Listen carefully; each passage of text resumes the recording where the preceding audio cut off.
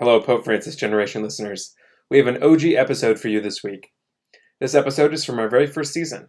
It's about NFP and our consciences, and is titled, When NFP Isn't Good Enough. I'm releasing it again now because last week was NFP Awareness Week here in the U.S. Church.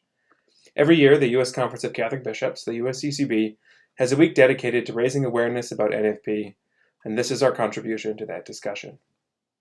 A gentle content warning, this episode will include discussions about sexuality. Before we start the episode, I wanted to give a little bit of an introduction. The Church teaches a few things about family planning. First, the Church teaches that, quote, any action which either before, at the moment of, or after sexual intercourse is specifically intended to prevent procreation, whether as an end or as a means, is intrinsically wrong. It's from Humanae Vitae. Also from Humanae Vitae, the Church teaches that couples are called to responsible parenthood. That is, couples ought to be open to life with prudence, discerning their health and their family situation. The Church also recognizes that when marital intimacy is cut off due to the need to avoid pregnancy, other aspects of the marriage can be put at risk. That's from Gaudium et Spes. So the Church allows NFP, natural family planning, as a pastoral solution to help couples navigate and follow these teachings. With NFP, couples track fertility signs to know when they are fertile and when they aren't, and change their behavior accordingly depending on if they're trying to get pregnant or to avoid pregnancy. For many people, NFP really works. They're able to be responsible parents, and even when they're avoiding pregnancy, they only need to abstain maybe a week to 10 days every month. But for many other people, whether it's because of health issues, irregular cycles, mental illness, past trauma, uncooperative spouses, financial difficulties, social problems, or a whole number of things, an unexpected pregnancy could be dangerous, and NFP can be extremely unreliable. For these couples, following the Church's teaching on contraception can be a tremendous cross. It's important that when we talk about NFP, that we're meeting people where they're at, and not just trying to sell NFP as a way of life. It's important that we understand this teaching. And while it's good to explain this teaching to others, we need to recognize that for many people, apologetics and catechism quotes are insufficient. Having the right answers isn't good enough, in part because many couples who struggle with NFP already know the right answers. We need to avoid conflating knowledge of the teaching with a person's ability to follow that teaching. So the Catechism says that the kinds of circumstances I mentioned earlier can severely limit a person's freedom. Having knowledge of a truth does not mean someone has the capacity to live it out. It's crucial that we hold space for grace to work in people's lives, and that we allow grace to work in God's time to bring healing and freedom to people so that they can grow in their capacity to follow the moral law. It's important that we don't sell NFP as sunshine and roses, and that we don't sell having children as nothing but grace, because sometimes it's also a cross. And if we only present it as a grace, then we implicitly condemn and exclude people who experience something different. It is with that in mind that I wanted to re-release this episode and the accompanying article with it. In them, I try to hold this space for people who struggle with NFP. I also present the Church's teaching more holistically to show that the Church does not leave couples in impossible situations with no way forward. Jesus told us to pick up our crosses and follow him, but he also said that his yoke is easy and his burden is light, because he, as Pope Francis has taught, quote, took our sufferings upon himself and burdened himself with our sorrows to bring us through the cross to the joy of the resurrection. I hope you enjoyed this episode. Why don't we talk about that today? You had penned a title for this, When NFP Isn't Good Enough. First of all, let's just define this thing. What is NFP? Yeah, so I was thinking about this topic because next week, so this is being recorded on a Thursday, so the week that this comes out for most people will be NFP Awareness Week, which is sponsored by the U.S. Conference of Catholic Bishops. So I felt like with the topics we've been covering and the pillars of our show, yeah, let's jump into talking about NFP and Humanae Vitae. So NFP stands for Natural Family Planning, which is the Church's response to the moral teaching of Humanae Vitae, and before then, Humanae Vitae is the most definitive teaching in the modern Church. that reaffirmed the church's moral prohibition on artificial contraception. And natural family planning was the church's one of the church's pastoral responses to that, using tracking biological fertility signs to help a couple know when they are fertile and when they're not, when they're capable of getting pregnant or not, and using that to space children temporarily or indefinitely. Mm-hmm. Well, good. So let's get into all of this. And, you've got a story that you have shared. And of course, as someone in your line of work, it does come up. So, hello, friends, and welcome to Pope Francis Generation. It's the show for Catholics struggling with the church's teaching, who feel they might not belong in the church anymore, and who still hunger for a God of love and goodness. Your hosts are me, Paul Fahey, a professional catechist. And I'm Dominic, someone who needs catechesis. Together, we're taking our own look at the Catholic Church, their teachings and practices from 3 views that changed our world. And those are the Kerygma, the Doctrine of Theosis, and the teachings of Pope Francis. So together, with you, we're the Pope Francis Generation. Let's dive right in. And where do you want to start with this, Paul? Yeah, I think first to start, just a gentle disclaimer that we're going to be talking pretty frankly about natural family planning and contraception and marital intimacy. So just a general disclaimer to start. So the question of why this topic. Oh man, there's so many places to start. I know where I want to end, but where do I want to begin? Well, tell you what, one thing that might be helpful, perhaps for someone like myself, where what's the context for this? Like you've thrown out a couple of words here, like Humanae Vitae. Like, what is that? The official church, suggestion getting behind this response, with this situation. What's the context? Why is this a thing? For those who aren't as familiar with what it is, why are we talking about it at all?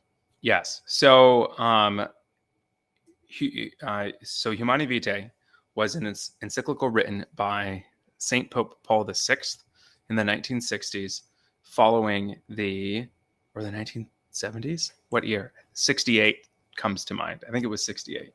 Following the Second Vatican Council. At the Second Vatican Council, the Church, the bishops, wanted to address the moral question of contraception because a few decades previous, in the early 1900s, Protestant denominations had started allowing married couples to use artificial contraception, and it was a big thing within the culture at that time. Mm-hmm. So it was a very relevant and pressing moral discussion. At the Second Vatican Council, the bishops decided to essentially table that and send it to committee. They established essentially an advisory committee made up of lay people, married couples, and theologians to really investigate this issue and to advise the Pope, and so that Pope Paul VI could issue a teaching. And they actually advised the Pope because the opinions of this committee were leaked to the press before this encyclical came out. And it was made known that the majority of the committee favored the church changing its moral teaching on contraception and allowing it in certain circumstances.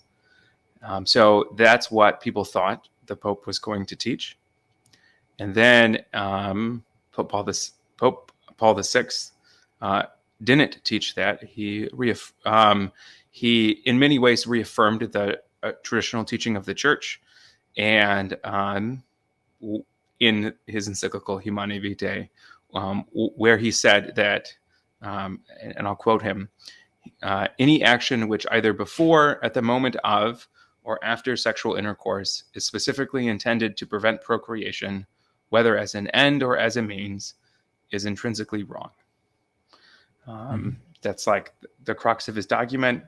And caused a lot of turmoil within the church that is still present today, 50 years after the fact. So like I talked about, one of the pastoral responses to that was, okay, so the church also doesn't teach that married couples should just have as many kids as they possibly can.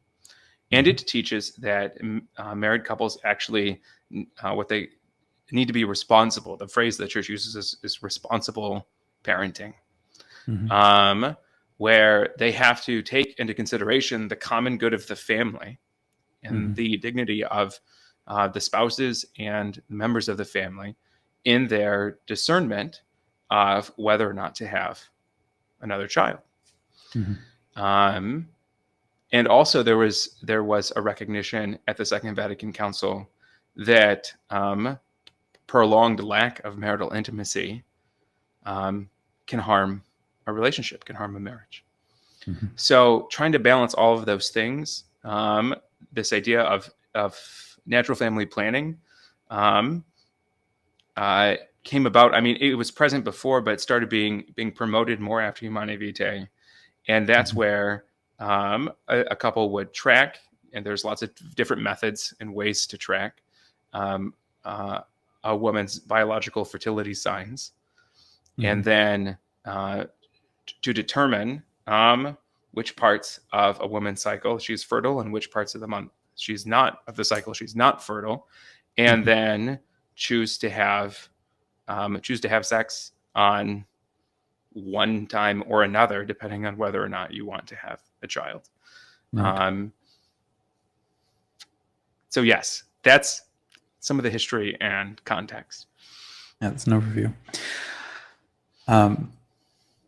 I think I'm going to keep just letting you drive here, because I guess the one question that comes to my mind then is, well, first an observation, maybe then a question. One is what's beautiful about this format is that it's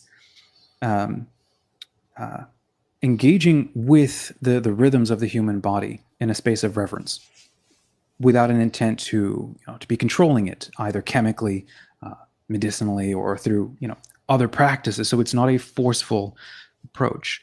So in that sense, it makes sense why, as we in this past century have continued to deepen and clarify and just become just amazingly meticulous with the genius of the human body and how it works. It just makes sense that there would come a point where we would come to understand its rhythms, and then how the couple enters into that, again, with that sense of respect and reverence for how the human body works, and not from a space of controlling it. And of course, that's a whole different discussion why people would want that. We sort of covered that in the pro-life episode that we talked about. But I guess, and that's kind of what today's show is about, is like when it's not enough. Like you had mentioned the one point, this is what seems to happen, is kind of the culture that I've just known growing up with NFP was, it's kind of a no holds barred then. And I think a lot of, and this is my opinion, a lot of women may be concerned about this, and a lot of guys seem to be ecstatic about this, because it means that there's no, it's like, where are the guardrails? Like, where does it go wrong? Where is it insufficient? Or how does it end up, the culture that seems to grow up around it can then also become problematic. And that's where I was interested to have this discussion with you, because it's a good thing. But then it's like you mentioned, the tweets, air quotes, that came out before the actual document landed, and people assumed and just went to town practicing whatever. It's, how do I say this? It's like the document says what it says, but then it's how that is read or read into. And I guess what I'm curious with this conversation is, what does the document not say? And where is the freedom of conscience, that pastoral response, which is, it's just your wheelhouse in this whole topic and everything really is like, what are those key things? Respect for the individual. How does that meet up with, what is said, and then again, what is not said? Because a lot of things are touted online and it's not actually preached. So yes, not sure exactly what the question was in there, but I think you know where I'm going. Yeah. in my perspective, in my experience, so I am deep within the NFP subculture within the church. My parents taught NFP. They taught other couples NFP when I was a child, and my wife and I took NFP classes when we were engaged, and we have used 3 different methods of NFP throughout our marriage. And we are expecting our 5th child soon. I'm very much in this bubble. And I say bubble because, and this is just my perception on it, in surveys that have been done, somewhere around 90% of Catholics in the US do not follow the teaching of Humanae Vitae and use some form of contraception. And this, in my mind, created this subculture, this NFP bubble that in some ways has a lot of good things. It promotes the church teaching. It actually pushes in some way groups of people and people with influence to like actually develop better methods of NFP. And it can be a place of encouragement and support for people using NFP. But just as any subculture, any bubble, there's toxic elements too. I've definitely seen and been a part of an us versus them mentality of this, like, we are the faithful Catholics, and there's this them out there, those 90% of other Catholics, a disdain. So this like self-importance or self-righteousness in this us versus them mentality. And there is a lot of controlling behavior and almost out of fear of, there's almost this fear of individual consciences, and that people's consciences are just waiting to justify people to sin, that the role of the conscience is very diminished and almost looked upon, no, not almost, actually is looked upon with suspicion quite a bit in this culture. So I've been in this environment my entire life. And so my wife and I got married when we were Christmas break of our senior year of college. We got married, and 3 months later, so this is before we graduated college, we found out that we were pregnant with our oldest. And so he was born 2 weeks before our first anniversary. We found out after he was born that my wife has severe postpartum anxiety and depression. Oh, I'm sorry. And after he was born, when he was an infant, like she would have panic attacks because of her postpartum anxiety. And shortly after he was born, we were pregnant with our second, because something else that we found out was, well, a lot of people, especially if they're nursing their baby, a lot of women, their fertility doesn't come back for a year or two after they give birth.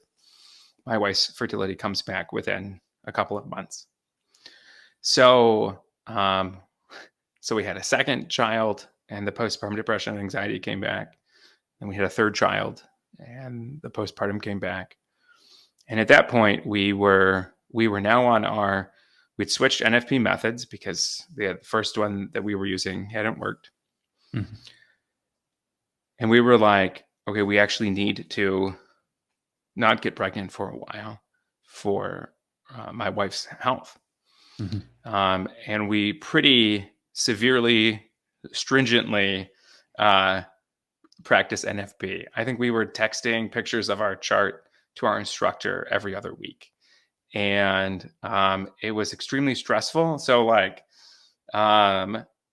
there's a lot of subjectivity within NFP where you have to read like biological signs and then chart them and then discern on the chart. So there's a lot of subjectivity, and that's made more difficult when the person reading those biological signs also has anxiety and is terrified of getting pregnant again because of that anxiety. So this was a very difficult period, and we had to play things extremely conservatively, which meant a lot of abstinence and, like I said, a lot of anxiety. And then 9 months after our third was born, we found out that we were pregnant with our fourth. And this was a total surprise. Like, we took our chart to our instructor and we're like, how did this happen? And she looked at us and she said, I don't know. We eventually moved on to a third method of NFP. Having like, when we found out our fourth was born, and having it being a surprise, and having it being us actively trying to not be pregnant for a while, that took several months for the Lord to change our hearts. There were a lot of dark thoughts and a lot of dark feelings in the middle of that. But our fourth was born. We named him Francis, and he's wonderful. But my wife's postpartum came back just as bad or worse than it had before. And we had now a third method of NFP, which was better. But still, we had to play it even more conservatively, because we played it pretty darn conservatively the last time. And my wife's on like the brink. We need to not have another child for a while. So this meant all of that anxiety and all of the abstinence, and not sleeping because we have an infant, and also having 4 kids when the oldest hadn't turned 5 yet. And in this point, I was like,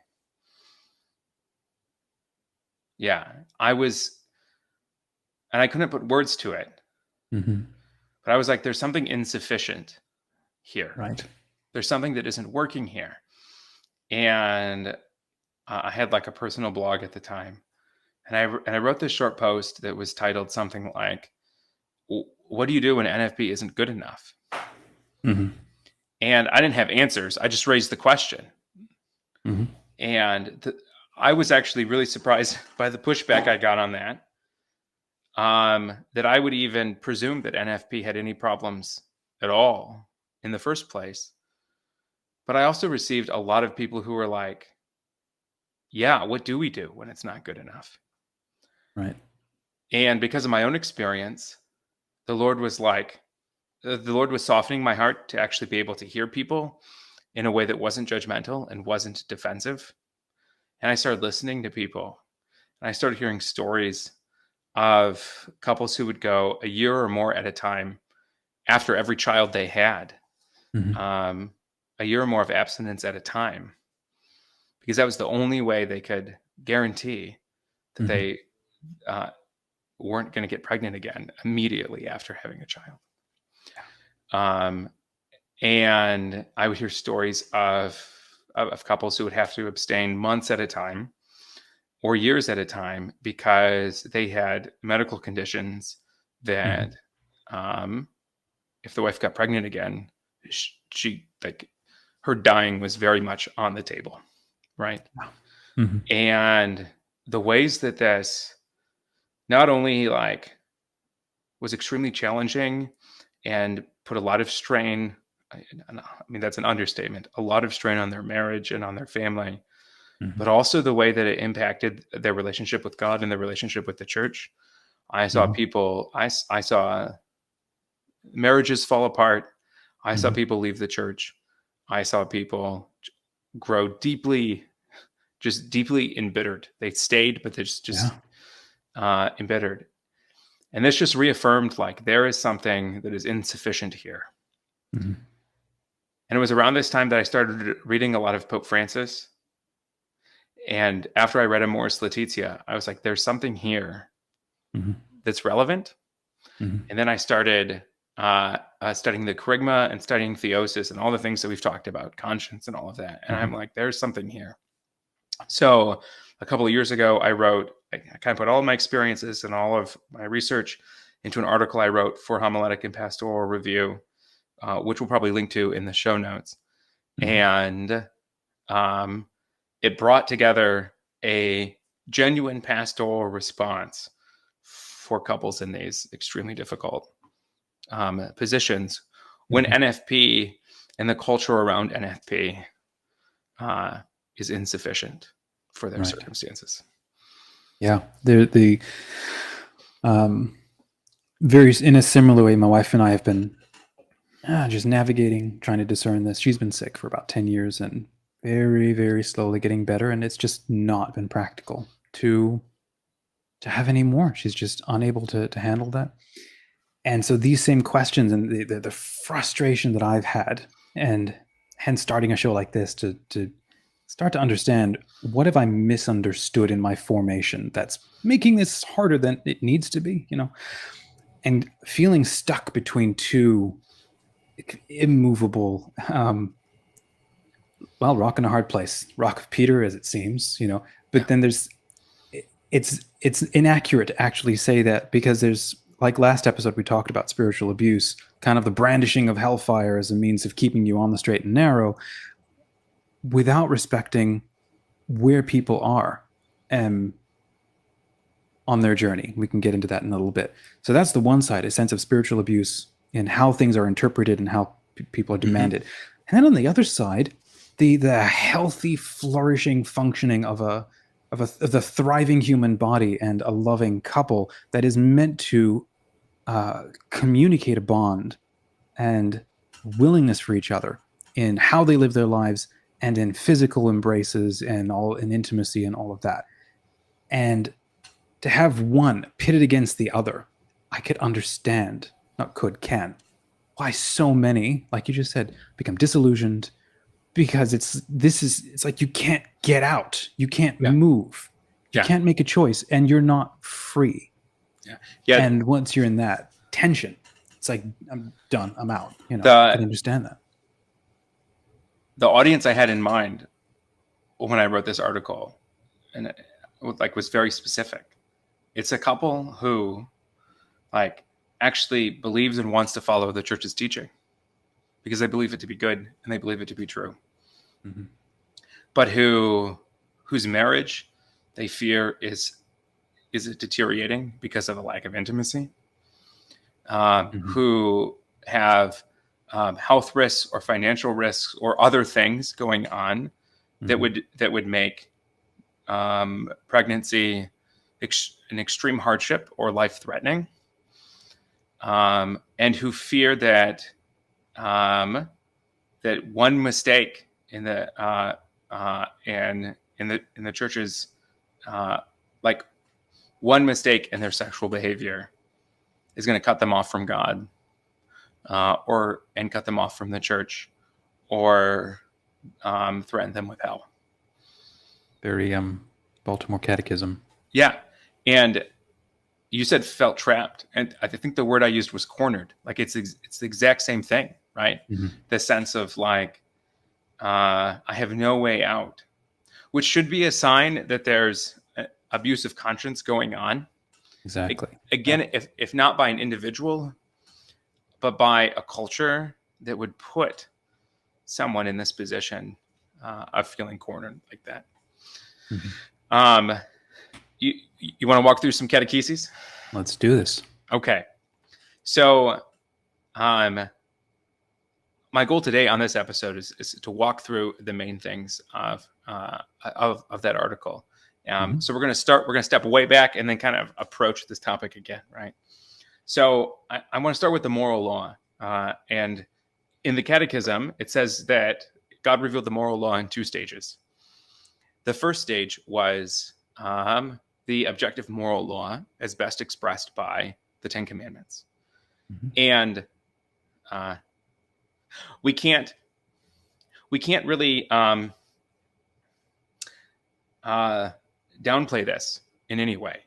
it is extremely important and essential for us to have the objective moral law. It's extremely important for us to be able to judge other people's actions and our own actions according to what is going to bring us flourishing and happiness in life, or what is going to bring us in our community suffering and death. And we need the objective moral law. I think of like the modern world. How do we navigate weapons of mass destruction and nuclear weapons and bioethics and emerging technologies? How do we navigate that in any meaningful way without an objective moral law, right? Mm-hmm. You think of like the U.S. dropping the bombs on Nagasaki and Hiroshima, and the circumstances of that, of the war that they were in and the future they were staring down. You need to have an objective moral law to be able to navigate those things in any meaningful way. Right. So we can't downplay that. But then the Catechism says the moral law, the objective moral law, the 10 Commandments are insufficient. That's the word the Catechism used. They're not good enough. They're not good enough precisely because, while they are a statement of what's true, they do not actually give someone the power to live it out. And I think all too often, teachers and apologists in the church present the moral law in a way that would presume that being convinced of the objective truth, that something is wrong, is enough for someone not to act that way. That simply knowing the commandments is enough for someone to follow the commandments, which isn't true. And because this isn't true, but it's being presented that way, it can lead believers to resent God, to resent the church, to resent the moral law, to feel cornered. And we do this especially with sexual morality. And I see this especially within this NFP subculture, where it's like, this is what the church says, so you should be able to follow it because this is the objective truth. Okay. So then the Catechism says the second stage of God's revelation of the moral law is Jesus Christ himself, especially seen in the Sermon on the Mount. And I think we've talked about this before. There's a scene on a line or scene in the Sermon on the Mount where Jesus says, quoting the 10 Commandments, "You've heard it said to you, anyone who kills their brother is liable to judgment. But I say to you, anyone who holds anger and resentment in their heart towards their brother is liable to the same thing." And then Jesus says, "You've heard it said, you shall not commit adultery. I say to you, anyone who lusts after a woman in their heart commits adultery," right? He is not watering down the moral law. He's actually saying, no, like, because what's more difficult, not killing someone or not having anger and resentment towards someone, right? He's not watering it down. And then he just says, just be perfect as God your Father is perfect. That's it. That's all we got to do.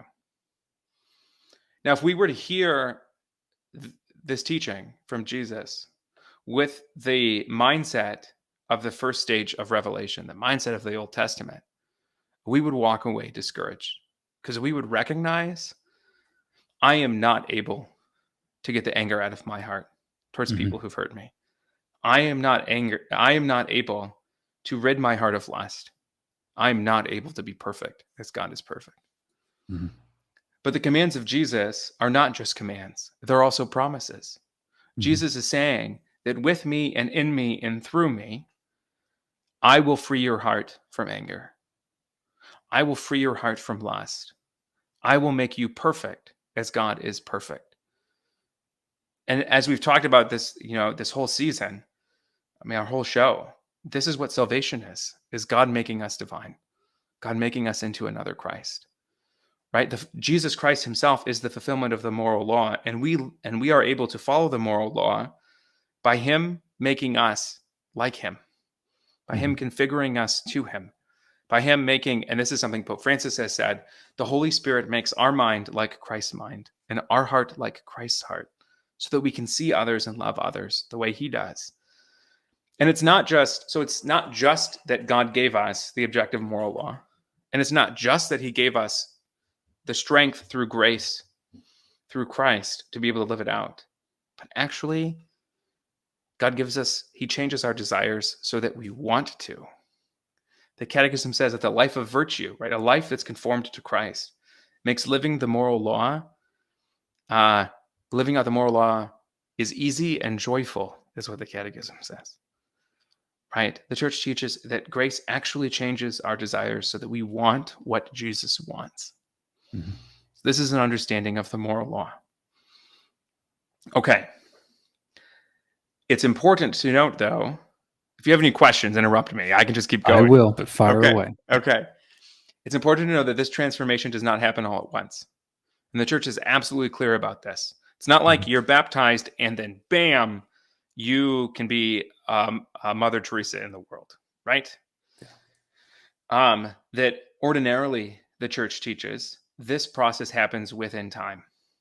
So this is a quote from Pope Francis from his apostolic exhortation, Gaudete et Exsultate. He says this: grace, precisely because it builds on nature, does not make us superhuman all at once. Grace acts in history. Ordinarily, it takes hold of us and transforms us progressively. If we reject this historical and progressive reality, we can actually refuse and block grace, even as we extol it with our words. It's not like St. Peter met Christ and then he was able to do everything Christ said. It's not even like St. Peter saw the risen Lord and walked with him for 40 days and then could follow what Jesus said.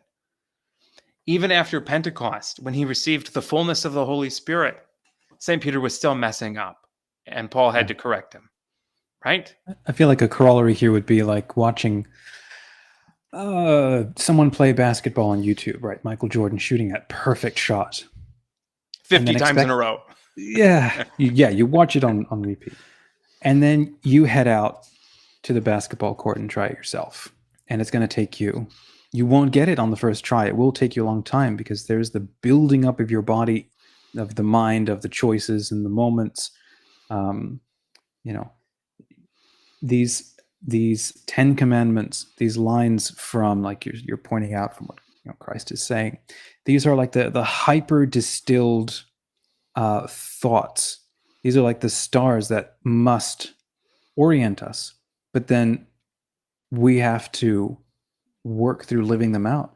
And I think that's where you're going with this, is the our capacity to understand them is one thing. Our capacity to honestly and faithfully, or honestly and brokenly implement them as we're also trying to navigate living a livable life with whatever else is going on.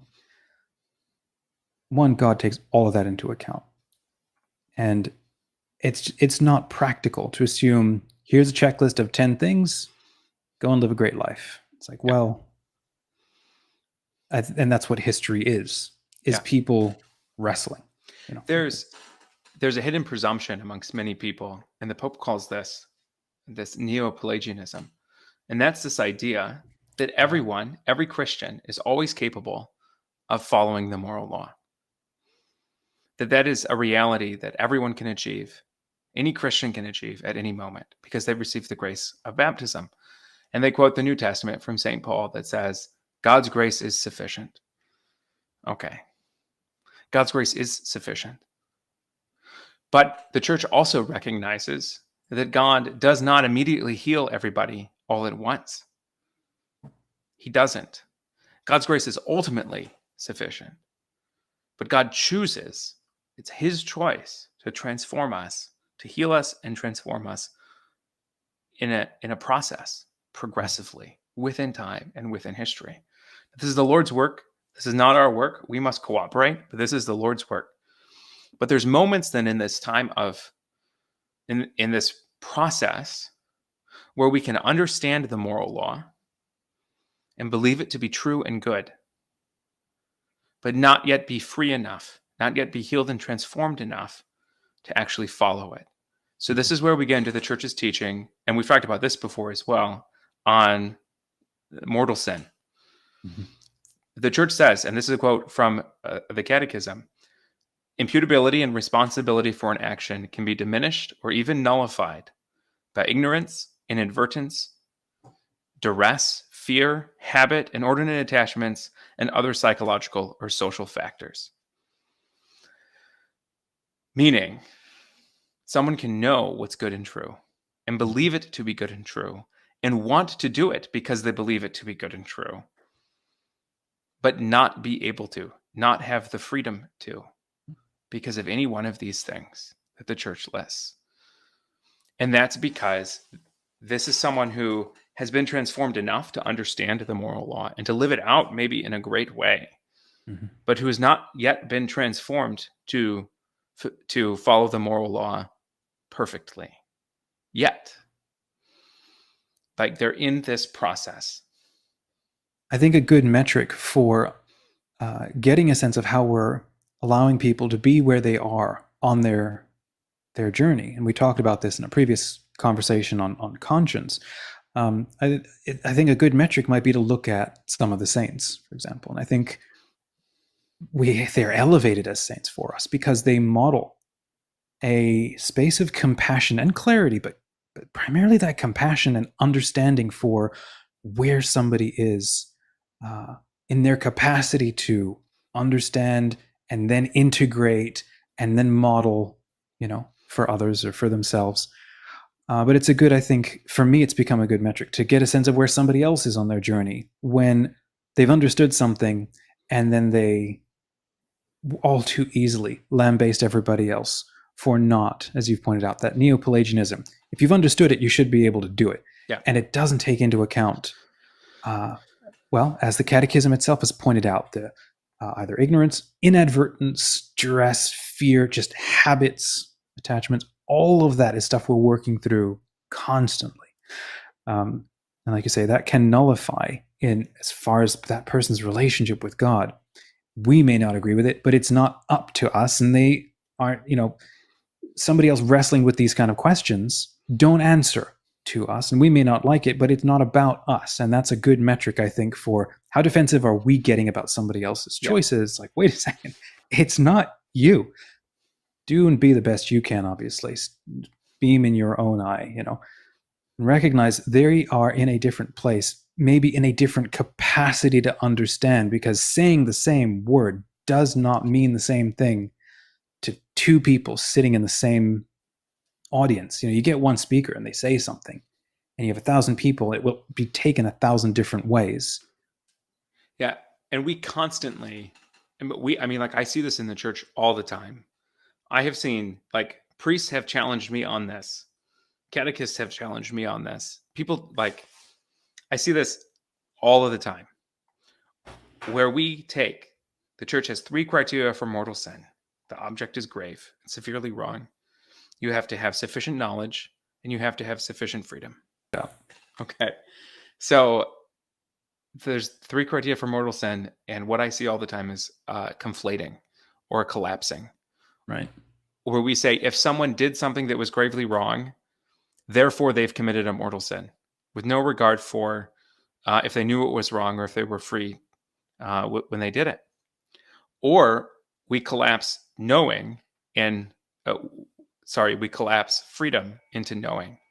And we say, well, if they knew that it was wrong and they did it anyway, then they must be guilty of it.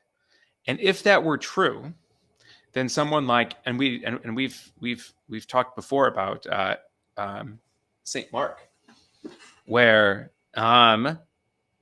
he was denied absolution and denied communion because he was addicted to opium, because the priest didn't think that he wanted to be free of this addiction enough. Now, we recognize that he wasn't actually free and that he wasn't actually guilty of a mortal sin, because if he were, grace would not have transformed him to such a point where he was able to die as a martyr. So what I believe there's so much confusion around this teaching, and I hear this conflation all of the time. And I especially hear it when it comes to the church's sexual teachings, right? I think there's so much of a culture of defensiveness that we have to defend the objective evil of sexual immorality, that we present every violation of the church's sexual teaching as a mortal sin, as an act that damns someone to hell, as an act that bars someone from communion unless they go to confession, as an act that separates someone from God. This can easily lead couples who are striving to follow the church's teaching to disproportionately judge their relationship with God on their ability to keep the church's sexual rules. And they live in fear of falling into hell, falling into mortal sin, just by making a mistake, by doing something that they didn't freely choose. So like this culture around Humanae Vitae and around NFP has created this controlling of other people just by misrepresenting the church's teaching on mortal sin. Alrighty, Paul. Let's now talk about, now that we've gone through the theory, we've gone through the context, let's talk about the pastoral steps, and let's talk about what this document or this discussion does not say, so that we can make a free response with our own consciences. Yeah. So I have in mind with this pastoral application, the audience that I've already talked about, right? Couples who strive to follow the church's teaching, who desire to follow the church's teaching, but who find themselves cornered or stuck because of their circumstances. Or people who are pastoring or in some way a friend to or accompanying people in this situation. The first step is to pray, ask the Holy Spirit to help us know God's love and goodness more, to know the kerygma more, to know his desire for us, even in the midst of our weakness. Because this is the thing. I think we have, I'll get to that. But to know God's love and goodness more. And the second thing is to have this vulnerable prayer that we've talked about in several episodes. Going before the Lord, honest with him about our desires and about our fears and about our frustrations and about how we feel stuck. Honest with ourselves about those things.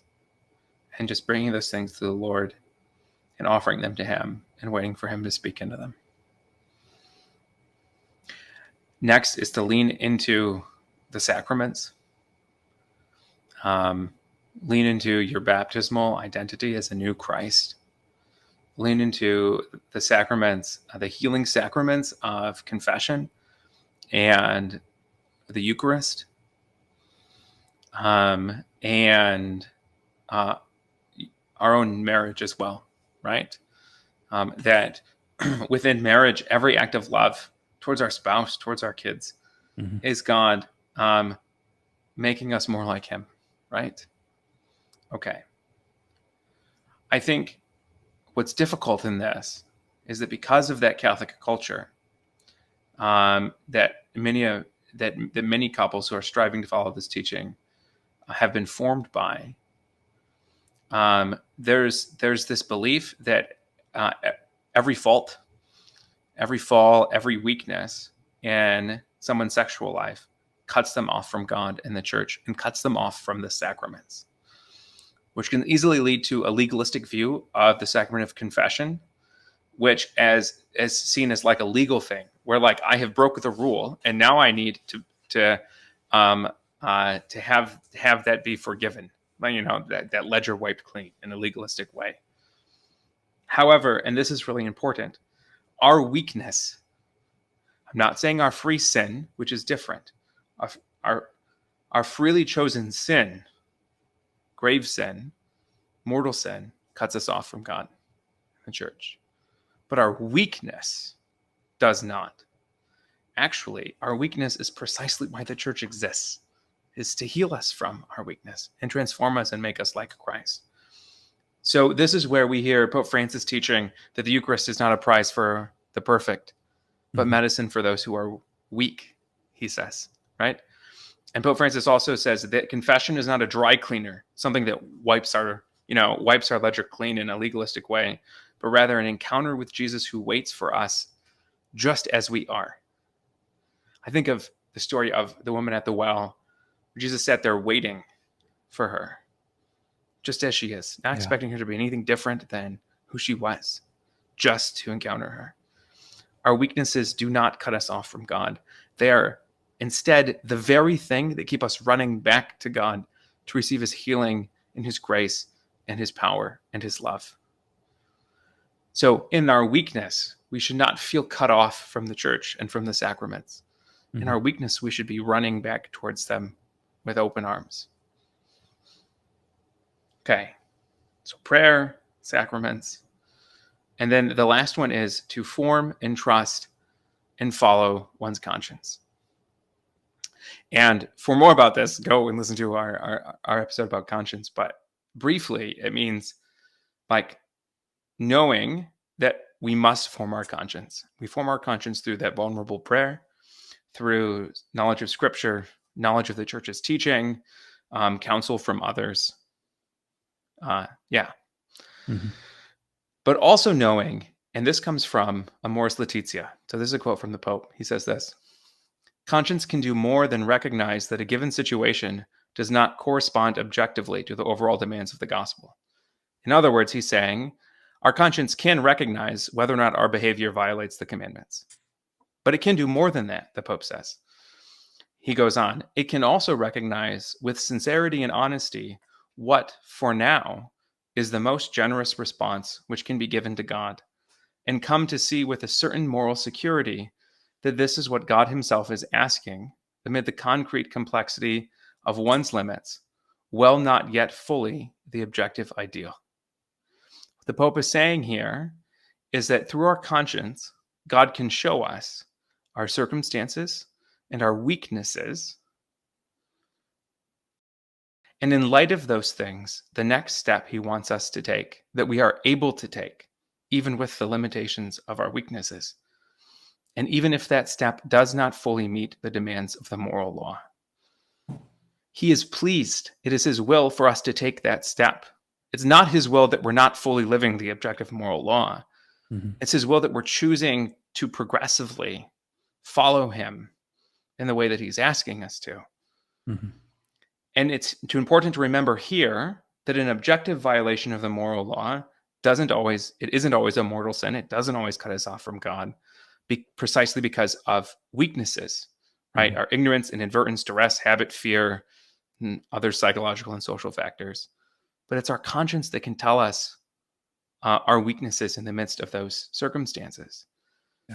And then this reminds me of I don't know where this originated. It's probably every culture has stories like this, but of a story about contemplative prayer, and a young monk runs to the Father Abbot and says, I tried to, pray my rosary, whatever, sit in meditative prayer, and I might just kept wandering like 1,000 times. I failed 1,000 times. And the Father Abbot says something like, next time, think of it as 1,000 fresh opportunities to turn your attention back to what you're trying to focus on, back to God. And that should be the way that we think about or approach moments of weakness, moments of failure, and so on. Is not as, dang nabbit all, I failed again. I am such a sinner. Even Christ doesn't speak to us like that. Instead, every opportunity is, well, that happened. Let's work on not doing that again. Let's get back to, just try again. And for in this sort of space, there's often a lot of scrupulosity, and I fear that unfortunately those who are scrupulous then tend to also can speak loudly, or we've had teachings passed down by people who observed this with an unfortunate scrupulosity, and that creates again that sense of fear around how to observe these things. And for those who do struggle with this, which was completely me for years, and my wife also for ages, and so we both ended up one of the things that kind of helped us get out of that was recognizing that in each other, and then talking about that, and learning to be kind and to be patient with ourselves, and recognizing that the presence of a weakness, or the fear of a weakness, is not itself, and like you just pointed out with conscience, if you're not absolutely sure that what you did was definitively a wrong thing, then it probably wasn't. Because if it was, you would know, and your scrupulosity wouldn't just be like spider tingling. Yeah, I think it's scrupulosity, and I think it's consciences that have been damaged or malformed by traumatic situations and bad teaching. Yeah. Yep. Now, to be clear here, mm-hmm.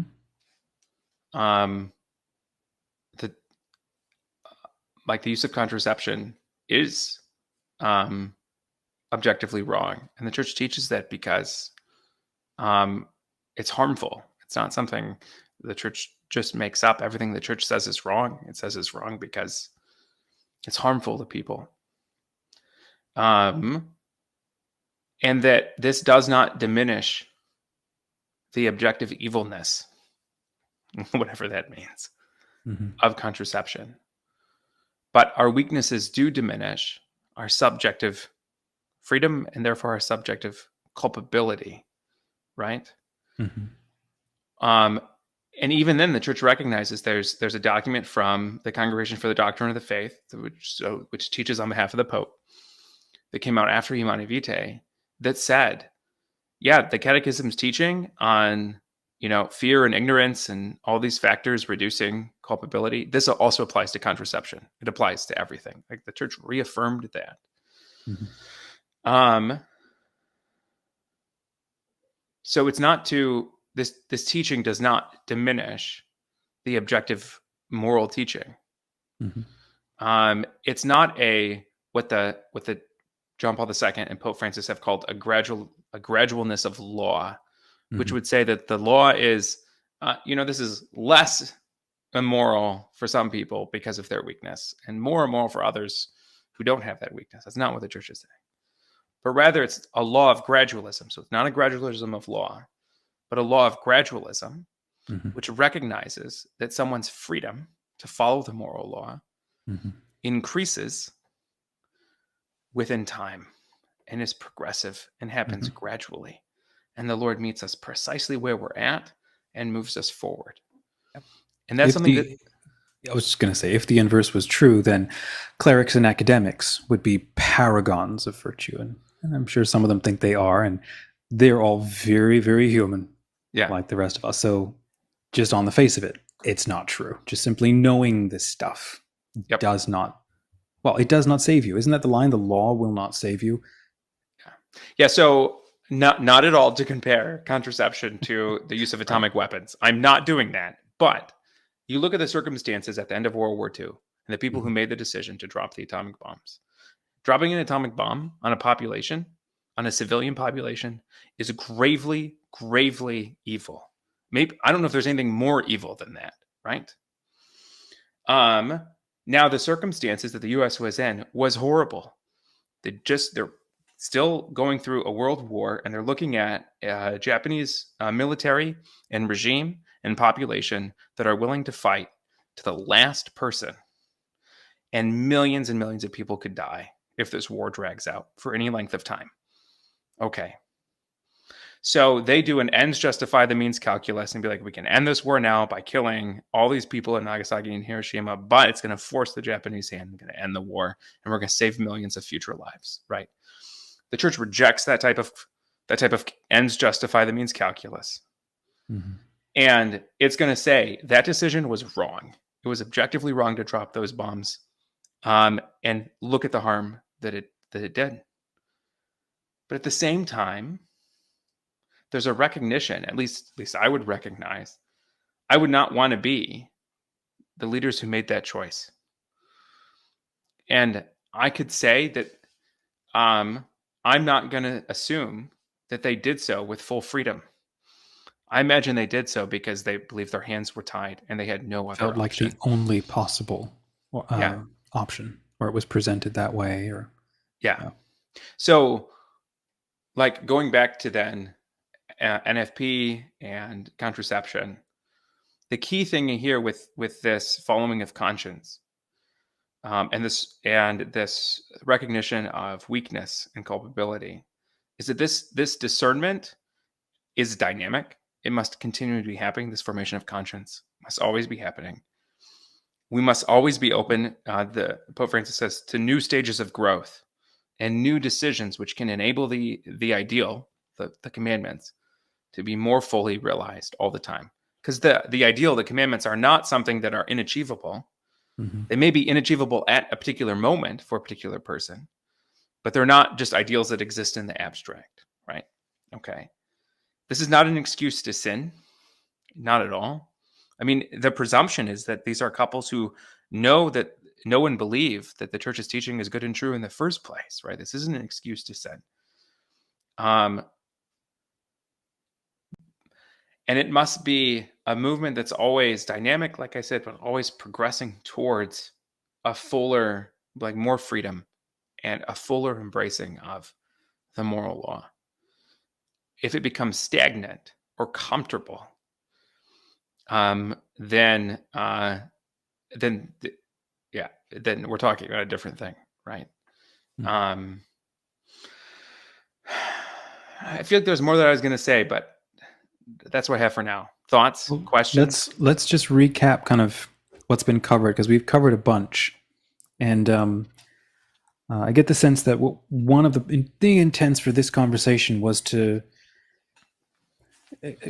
clarify how a lot of us approach this topic, and as much as we wrestle with it, to then impute our conclusions on others in ways that the church herself does not.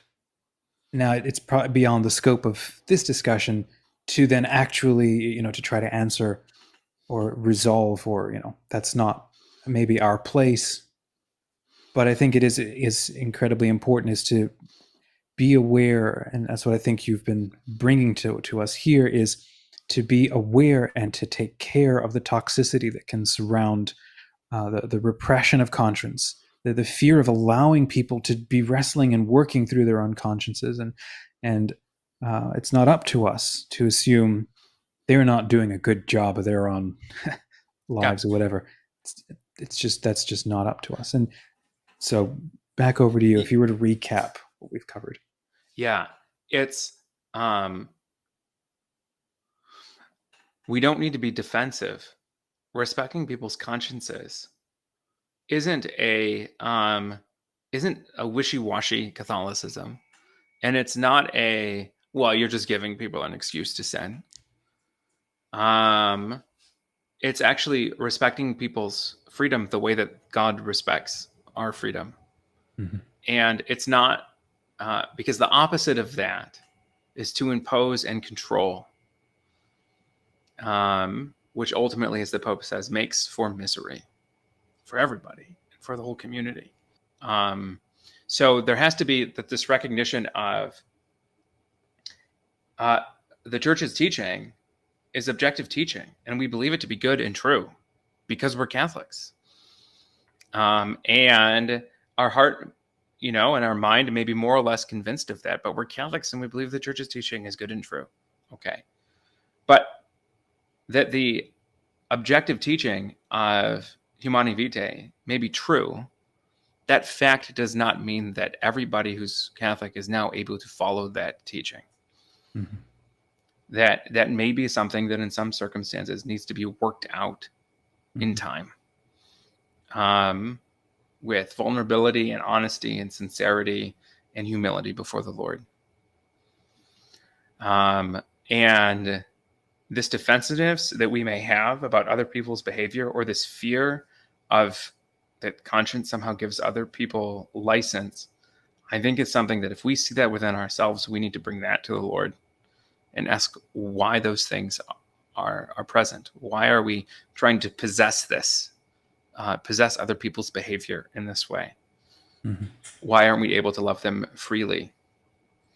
And I think it's just giving couples in difficult situations like this a lot of space and a lot of grace and a lot of sensitivity, and not judgmentalism, and not throwing apologetics at them as if knowing that teaching better is going to make this any easier.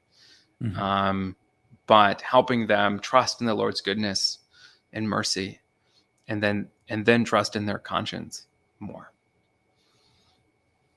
So it's an invitation to, well, among our listeners anyway, to both sides. If you're on the one side and maybe you know more and this stuff feels more obvious and so on to you, then, like you said, to offer that space of kindness, of understanding, of compassion, of walking with them. I think it's so easy to downplay that. I think that if the immediate reaction is to downplay that, well, you're probably not going to enjoy this show too much. But it is an art form that every human has to learn. And then on the other side, for those who this is not obvious to, it's just be patient with yourself. The next step might be to learn. The next step might be to educate, form your conscience, but also be aware and wary of the toxicity. It is there. And those with the biggest, it's like those with the, how does that phrase go? I can't remember, but it's like, I'm always afraid of people who rivet on a single idea and then beat that drum to hell. Yeah. Because that shows an incapacity to understand how a human life expresses and dilutes and embodies a journey. And that's why I think we end up calling that radicalism, fundamentalism, or online, we might just call that toxic human behavior, an inability to practice that empathy of seeing another human person. And that's so. I think that's a great place to wrap, and I would imagine people are still going to have questions because it is a big discussion and we didn't really provide a lot of answers. But what we did was, I hope, try to clear the air around some of the toxicity and allowing people that, we are friends with, people we know of, or people who just they can't see it, or they can't get it, or they don't want to yet. All of those are totally different spaces, different places in that journey. Thank you for listening to this OG episode of Pope Francis Generation. If you like this conversation, please hit the like button or leave a review. That helps more people discover this podcast. You can visit us anytime or send me a message at popefrancisgeneration.com. And if you like this podcast and want to go deeper with the topics we discuss, check out Father's Heart Academy. There we're building a community for folks looking for more compelling answers to their questions about Catholic teaching, offering workshops and resources to help us share a more beautiful gospel. Join us at fathersheartacademy.com. Also, come join us in Smart Catholics, the free online community for Catholic millennials, creators, and learners who want faithful conversations that are unafraid of doubts and questions. Plus, we're free of trolls and ads and toxicity. Join us at smartcatholics.com. Until next time, say a short prayer for yourself and for us. And remember, don't be afraid to ask questions. Doubts can be a sign that we want to know God better and more deeply. God bless.